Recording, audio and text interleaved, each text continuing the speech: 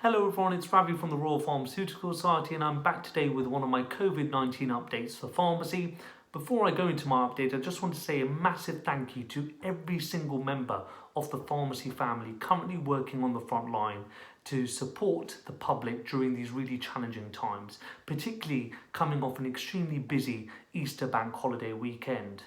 Over the weekend, we heard some absolutely phenomenal stories on various social media platforms of how pharmacy teams went above and beyond the call of duty to support their local communities across a variety of different healthcare settings. We are extremely proud of absolutely everyone and for their incredible contributions to fighting against COVID-19. With that being said, I hope you all managed to get some rest and downtime this weekend. Your mental health and well-being is extremely important to everyone here at the Royal Pharmaceutical Society. And if you need any extra support, do check out the Royal Pharmaceutical Society's Mental Health and Wellbeing Hub page. They have lots of different resources and different places where you can go to for extra support and help as well. There have been a variety of different updates across England, Scotland and Wales, and I'll try to whiz through as many of those updates as possible. But do check out the Royal Pharmaceutical Society COVID-19 or Coronavirus Hub page. It's got all the latest information on there for you to access. In England, we saw various updates around the new NHS Medicines Delivery Service from NHS England and the PSNC. The Royal Pharmaceutical Society are currently working on a position statement and a series of guidances to help you work through that delivery service and how best to utilise it.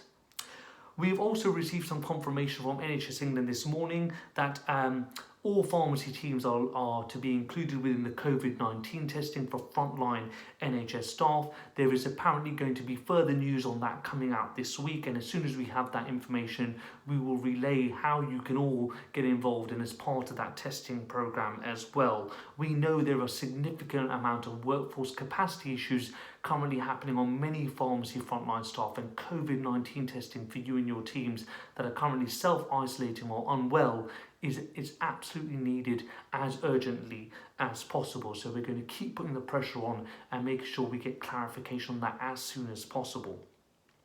In Scotland, all community pharmacies should have now received a supply of PPE. However, whatever sector or area of practice you're currently working in, if you are currently having PPE supply issues, could you get in touch with the Royal Pharmaceutical Society for us to raise with our respected governments and NHS where possible? There have been other various activity happening across England, Scotland and Wales around updating some of our key policy asks at the moment. We have updated our policy asks around substance misuse services and supervised consumption and legislation to help give pharmacists more autonomy and flexibility around that. We've also updated our policy ask around palliative life and end-of-life management, particularly with relation to disposal of return medicines, but also reuse of return medicines, particularly within those particular type of healthcare settings. We've also added some greater policy asks around giving pharmacists greater autonomy around maintaining the medicine supply chain as well. So once again, do have a look on our website and our policy ask section for further information on that. In relation to PPE, we continue to hear a number of issues across England, Scotland and Wales around supplies of PPE from many pharmacy teams across a variety of healthcare settings. Today, the RPS will be launching a member survey around PPE to obtain the latest information from the frontline on what supply issues are currently like.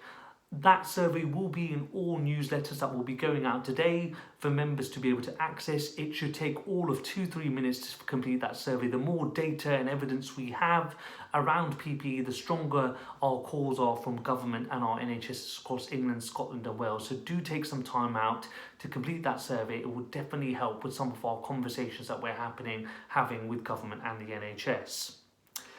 Further to some of our work around reducing abuse in a number of pharmacy settings as well, we continue to work with police organisations across England, Scotland and Wales alongside our respected governments and NHS around this really important and key issues. And while many members of the public remain really respectful and polite to pharmacy teams, there is an unfortunate small minority that are being very abusive and violent to some of our pharmacy staff, which is completely unacceptable.